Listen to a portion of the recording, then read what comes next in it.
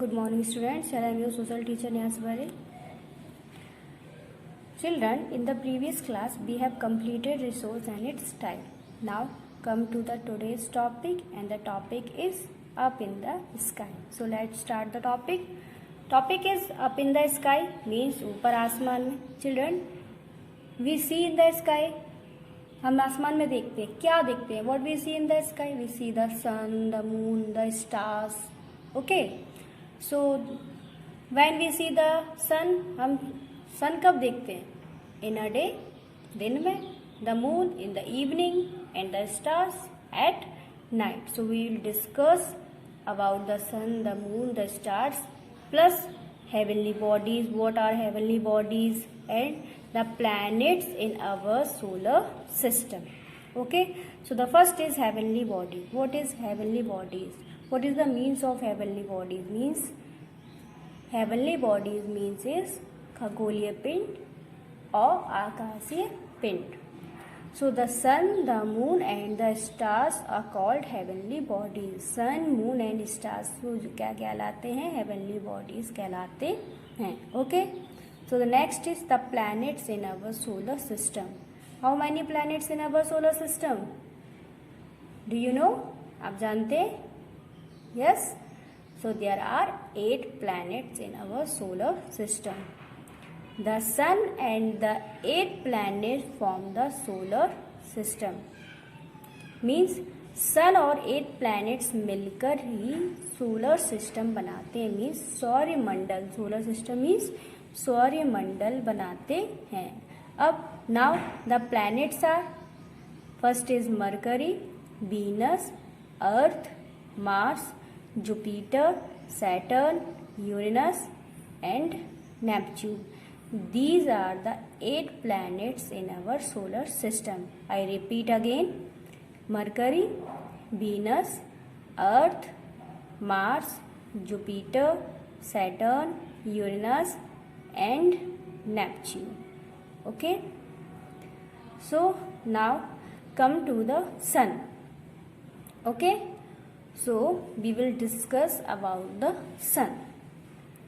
There are some important point about the sun.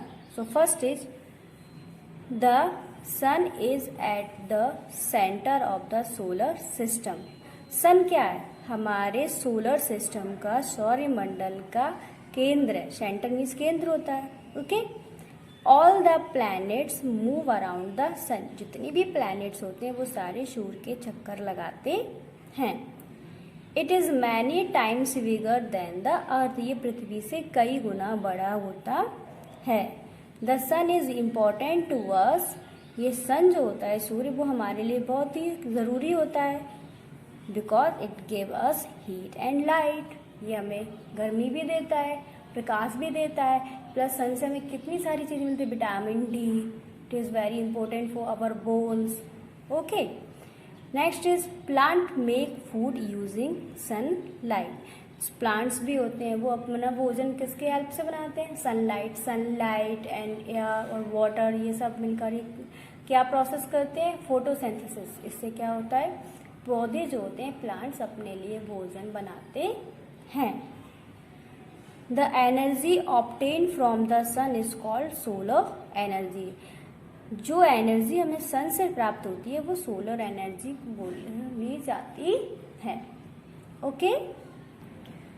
So solar energy, what is solar energy? Solar energy is the most abundant energy resource on the earth and this energy comes from the sun. You know this energy is come from the sun. Children, we can use this to generate electricity with the solar cell or heat. This energy is used by plants for the process of photosynthesis. Now next is the moon. Chandamama. The moon is round like the sun. It is the closest neighbor of the earth. Moon क्या है? ये क्या करता है? Round like the sun. ये भी सूर्य की तरह ही चक्कर लगाता है. इट इज, यह है, द क्लोजेस्ट नेबर, ये सबसे नजदीक है. किसके? ऑफ द अर्थ, पृथ्वी के सबसे नजदीक है। The moon is much smaller than the sun, ये सूर्य से काफी छोटा है। The moon is the only natural satellite of the earth, बहुत सारे सैटेलाइट्स हैं but only moon is the only natural satellite of the earth, moon ही ओनली एक नेचुरल यानी प्राकृतिक सैटेलाइट है, और जितने भी सारे सैटेलाइट्स हैं वो आर्टिफिशियल हैं। Only the moon is natural satellite of the earth. In 1969, Neil Armstrong and the Edwin Aldrin becomes the first people to land on the moon. Neil Armstrong और एडविन जो थे 1969 में पहले वो व्यक्ति बने जो मून पर लैंड हुए थे। ये दोनों ही वो पहले व्यक्ति थे जो मून पर लैंड हुए थे। कब हुए थे ये? 1969 में। Okay, so the next is the stars. The stars are huge heavenly bodies. They are big ball of gases. Stars, तारे, ह्यूज, बहुत ही बड़े बड़े, हेवनली बॉडीज, आकाशीय पिंड होते हैं ये भी। दे आर बिग, ये बहुत बड़े होते हैं। बॉल ऑफ गैसेस, ये गैसेस से बने हुए बहुत बड़ी बड़ी बॉल्स होती हैं। The main gases are helium and hydrogen like. Next is they have their own heat or light. इनका खुद का प्रकाश, खुद की लाइट होती है। The brightest star that we see in the night sky is the Sirius. Brightest, सबसे चमकीला, सबसे ज्यादा चमकीला जो स्टार होता है दैट वी सी, जो कि हम देखते हैं इन द नाइट, रात में जो भी हम स्टार देखते हैं जो सबसे ज्यादा चमकीला होता है, स्काई इज द सीरियस। उसे क्या कहते हैं? Sirius. Sirius is the brightest star that we see in the sky.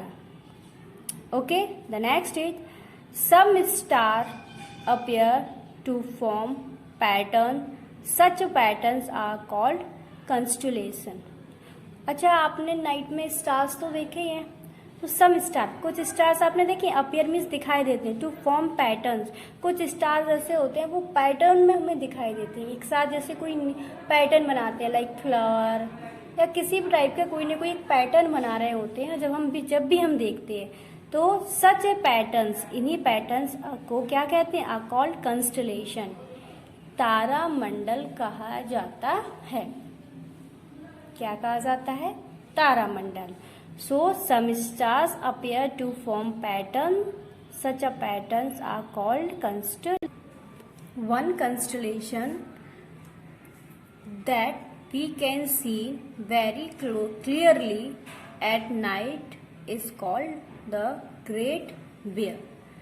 एक कंस्टलेशन जो एक तारा मंडल हम देख सकते हैं कब? वेरी क्लियरली, बिल्कुल अच्छी तरीके से साफ, एट नाइट, नाइट में, इज द ग्रेट बियर। ये क्या कहलाता है? Great bear. Great bear means Saptarishi, is called Saptarishi. So one constellation that can be seen very clearly at night is the great beer.